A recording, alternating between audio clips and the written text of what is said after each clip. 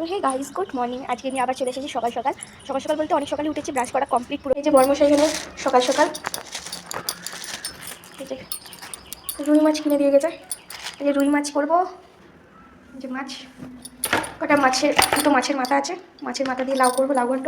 আর এখানে এই যে শাক এনেছিল, এই শাকটা ভাজা করবো, আর লাউ আর মাছের ঝাল করবো। শাকটা ভাজা করবো, শাকটা আজকে ভাজা করবো না কালকে ভাজা করবো বুঝতে পারছি না। শাকটা যদি না ভাজা করি তাহলে নষ্ট হয়ে যাবে, অল্পই আছে শাকটা, ভাজা করেই দিই। এখনো গ্যাস আসেনি, কালকে রাতে গ্যাস শেষ হয়ে গেছে। গ্যাস কালকে রাতেই বলা হয়েছে যে সকাল সকাল দিয়ে যাওয়ার কথা, তো বর্মশাই কিছু খেয়ে যেতে পারিনি কাজে, কারণ গ্যাস নেই। সে 8টার সময় আসার কথা গ্যাস। চলুন আমি শাকটা কেটে তারপরে আর বাদ বাকি যে সবজিগুলো কাটবো ওগুলো দেখা। এই যে গাছ, এখানে আমার শাক কাটা হয়ে গেছে। এবার এই যে এখানে টমেটো আর পেঁয়াজ কুচি কাটা হয়ে গেছে, আর এখানে আলু কেটেছি আর লঙ্কা থেকে শাকের মধ্যে দেবো।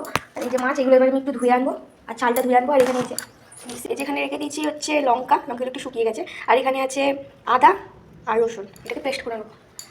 এখন সকাল 11টা বাজে, এখন দিয়ে গেছে গ্যাসটা, যেখানে বলা হয়েছিল আমাদের 8টার সময় দিয়ে যেতে গ্যাসটা।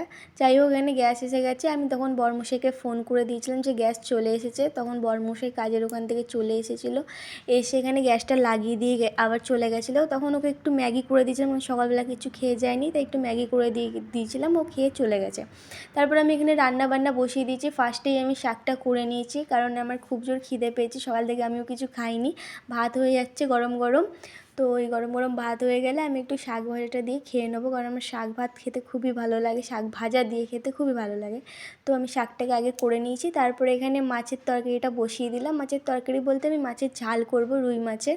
আর দুটো মাথা দেখছেন, ওইটা আমি ভেবেছিলাম যে লাউ, আজকে আর করবো না, মাছের মাথাটা রেখে দেবো, কারণ লাউ ঘন্ট আর ইচ্ছা করছে না করতে। যাই হোক, আমি এখানে বসিয়ে দিয়েছি করার মধ্যে তেজপাতা, জিরে আর শুকনো লঙ্কা দিয়ে দিয়েছি। দেওয়ার পরে আমি দিয়ে দিয়েছিলাম টমেটোর কুচি আর পেঁয়াজ কুচি দেওয়ার পরে একটু নেড়ে চেড়ে তার মধ্যে দিয়ে দিয়েছিলাম আলুর মধ্যে নুন আর হলুদ দিয়ে দিয়েছিলাম।